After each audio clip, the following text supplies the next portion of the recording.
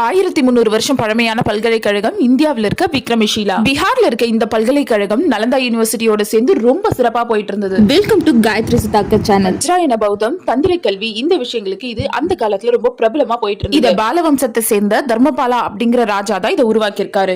நலந்தா பல்கலைக்கழகம் மாதிரி இது ஒரு முக்கியமான பௌத்த கல்வி மையமா இருந்தது. பல திபெத்திய அறிஞர்கள் இங்க வந்து சமஸ்கிருத சாஸ்திரங்களை மொழிபெயர்ப்பு பண்ணாங்க.